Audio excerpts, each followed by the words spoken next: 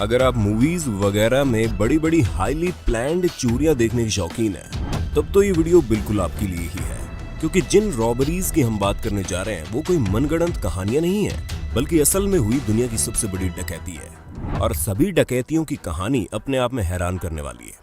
इसलिए आज हम आपको इतिहास में हुई सबसे बड़ी रॉबरीज के बारे में बताने वाले हैं, जो आपको हैरान करके रख देंगी। और हाँ, इस वीडियो को एकदम लास्ट तक जरूर देखना, ताकि आप कोई भी पार्ट मिस न कर सकें।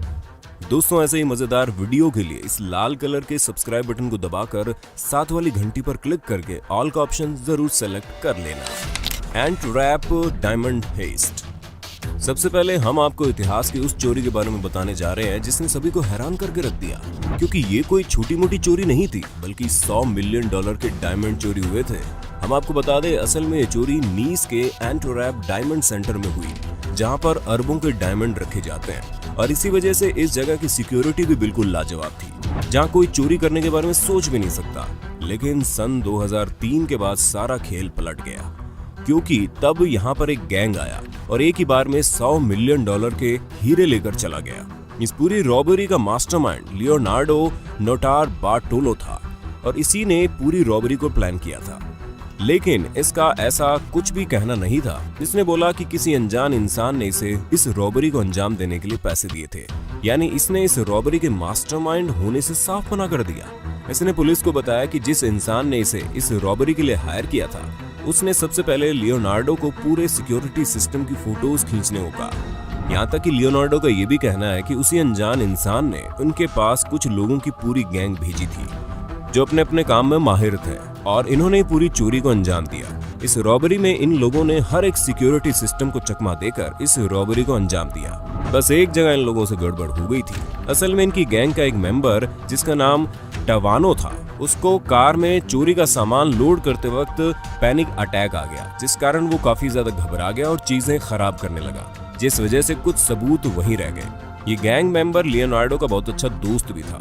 जिसके बाद एक और बात पता चली, उस टाइम सभी अलार्म सिस्टम चल रहे थे, और जब मंडे मॉर्निंग को सिक्योरिटी ने आकर ये देखा कि कई सारे डायमंड बॉक्सेस खाली है, तो उन्होंने तुरंत पुलिस को इन्फॉर्म किया और पुलिस ने पूरी तहकीकात की, जिसके बाद लियोनार्डो का पता चला और फिर उसे 10 साल के लिए हिरासत में भेज दिया गया। लियोनार्डो बार बार ये कह रहा था कि वो मास्टरमाइंड नहीं है, उसने सिर्फ फोटोज क्लिक किए हैं। हालांकि लियोनार्डो की इस बात पर किसी को विश्वास नहीं हो रहा था, क्योंकि ये बहुत बड़े मास्टरमाइंड है और पैसे का भी अभी तक कुछ भी पता नहीं चल पाया कि वो कहाँ है। पुलिस भी सोच में पड़ी है कि आखिर वो अनजान इंसान कौन था जिसने इतनी बड़ी चोरी करवाई। $500 मिलियन साइबर हेस्ट। इसकी शुरुआत सन 2009 से होती है, जब करीब 30 देशों में 100 से ज्यादा बैंक्स लूटे गए, जिसमें न सिर्फ बैंक अकाउंट से पैसे ट्रांसफर किए गए, बल्कि एटीएम मशीन को भी हैक करके काफी महंगी रकम लूटी गई। और ये सभी कुछ संभव हो पाया एक हैकिंग सिस्टम से, जिसका नाम स्पाई आई था।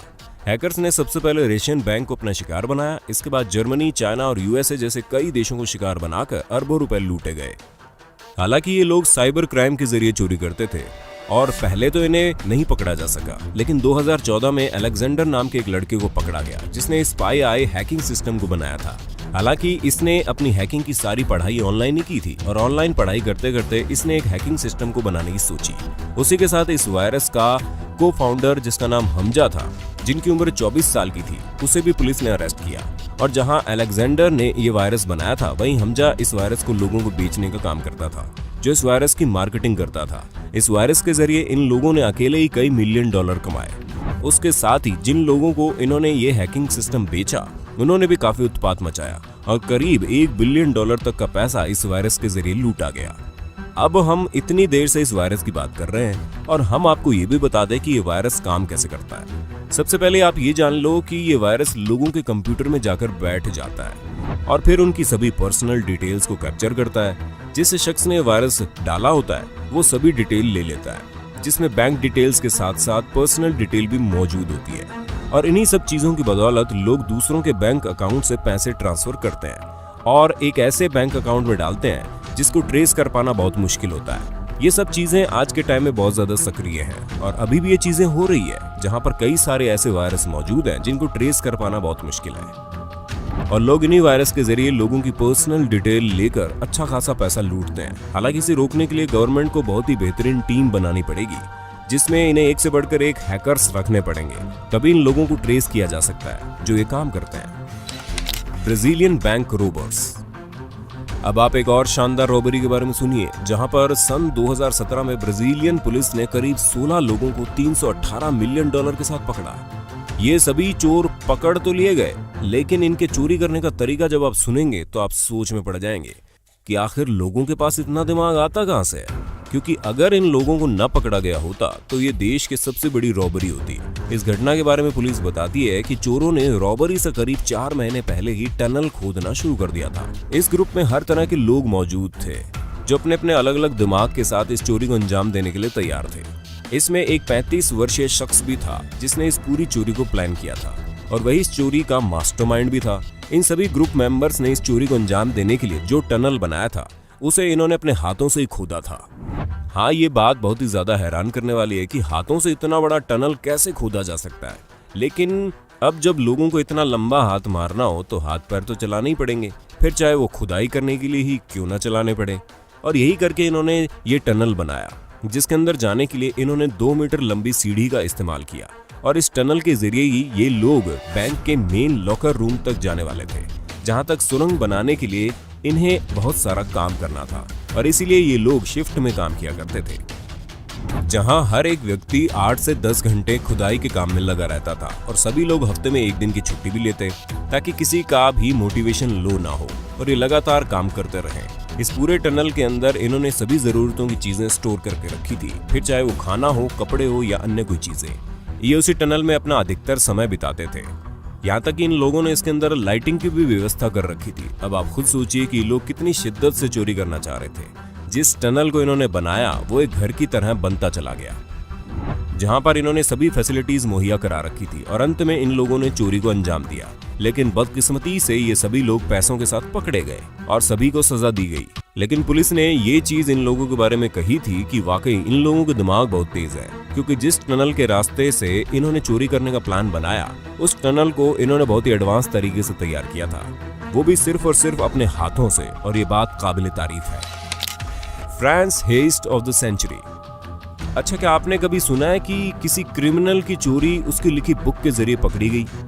अगर नहीं सुना तो मिलिए फ्रेंच गैंगस्टर जैकस कासांड्री से, जिन्होंने अपनी बुक में फ्रांस में हुई $35 मिलियन की चोरी का जिक्र किया। और इस बुक के पब्लिश होने के बाद हर जगह इस बात का तहलका मच गया, क्योंकि ये चोरी वाकई फ्रांस में हुई थी। और इस बुक में इन्होंने ये जिक्र किया था कि ये सेंचुरी की सबसे बड़ी चोरी के मास्टरमाइंड थे। और इनके यही शब्द लोगों को सोचने पर मजबूर करते हैं, क्योंकि ये कोई सीधे साधे इंसान नहीं है और ना ही कोई राइटर है जो इस तरह की मनगढ़ंत कहानी बनाकर लोगों के मनोरंजन का इंतजाम करेंगे। ये एक जाने माने गैंगस्टर है जो कई बार अपने कारनामों से जेल जा चुके हैं। कितनी बार तो उन्हें ड्रग्स की सप्लाई करते हुए रंगे हाथों पकड़ा गया। 1967 में फ्रांस की सोसाइटी जनरल बैंक में एक गैंग ने चोरी की, जिसमें इन्होंने $35 मिलियन की रॉबरी को अंजाम दिया, जिसमें इस गैंग ने टनल के जरिए बैंक के बेसमेंट में एंटर किया और फिर वहां से इन्होंने कई तरह के सिक्योरिटी सिस्टम को चकमा देते हुए करोड़ों की चोरी को अंजाम दिया। और जब इन्होंने इस बुक में इस चीज का जिक्र किया तो इनके ऊपर केस शुरू हो गया, जहां पर वहां की गवर्नमेंट इनसे इस क्राइम को मान लेने के लिए कह रही थी। लेकिन इनके लॉयर ने बोला कि एक बुक के बेसिस पर किसी को क्रिमिनल घोषित नहीं किया जा सकता। वैसे आपको क्या लगता है, क्या एक बुक के आधार पर इन्हें गिरफ्तार कर लेना चाहिए? अपना जवाब कमेंट बॉक्स में जरूर देना। $1 मिलियन फार्मेसी रॉबरी। अब तक आप लोगों ने तरह तरह की चोरियों के बारे में सुना, जिसमें से कुछ साइबर क्राइम थी, कुछ बैंक रॉबरी। लेकिन अब आप एक ऐसी रॉबरी के बारे में सुनिए जो शायद ही आप लोगों ने कभी सुनी होगी, क्योंकि इस रॉबरी में रॉबर्स ने डायरेक्ट पैसे या फिर कोई दूसरे आभूषण नहीं उठाए, बल्कि यहाँ पर चोरी हुई मेडिसिन की। जी हाँ, अब ये बात तो हमें बहुत ही अच्छे से पता है कि मेडिसिन फील्ड में बहुत ही ज्यादा प्रॉफिट होता है। लेकिन तब क्या हो जब चोर ही उस प्रॉफिट का पैसा कमाने के लिए मेडिसिन चोरी करके ले जाएं। ये रॉबरी टेक्सास में सन 2016 में हुई, जहां पर रॉबर्स का एक गैंग फार्मास्यूटिकल स्टोर में जाकर रॉबरी करता है, जहां पर सबसे पहले तो वो स्टोर में काम करने वाले लोगों को बंदी बना लेते हैं और फिर काले कपड़ों और मास्क से ढके ये लोग हर महंगी दवाई को उठाकर अपने बैग्स में डालने लगते हैं। जो लोग उस टाइम स्टोर के अंदर बंदी बने थे, उन्होंने ये बताया कि ये लोग किसी को भी नुकसान नहीं पहुंचाना चाहते थे। इनका असली मकसद चोरी करने का था, जो कि आप इस सीसीटीवी कैमरे में साफ देख सकते हैं कि कैसे ये लोग लॉकर को भी तोड़कर उससे निकलने वाला हर एक सामान को ले जाने की कोशिश कर रहे हैं। और अंत में इन लोगों ने घंटों इस चोरी को अंजाम दिया, जिसके बाद इन्होंने इस जगह से करीब $1 मिलियन की मेडिसिन उठा ली। और हाँ, इन चोरों ने चोरी करने का दिन भी बहुत खास चुना, जिसमें इन्होंने दिसंबर 31 की नाइट को इस चोरी को अंजाम दिया। और ये इतिहास की सबसे बड़ी चोरी है जो मेडिसिन फील्ड में हुई। अब कहाँ किसी ने सोचा था कि लोग पैसे कमाने के लिए इस तरह का भी दिमाग लगा सकते हैं। आपको इनमें से सबसे मजेदार रॉबरी कौन सी लगी, उसके बारे में कमेंट में बताना जरूर। साथ ही ऐसे इंटरेस्टिंग वीडियो लगातार देखने के लिए हमारे चैनल को लाइक, शेयर और सब्सक्राइब जरूर कर देना। धन्यवाद।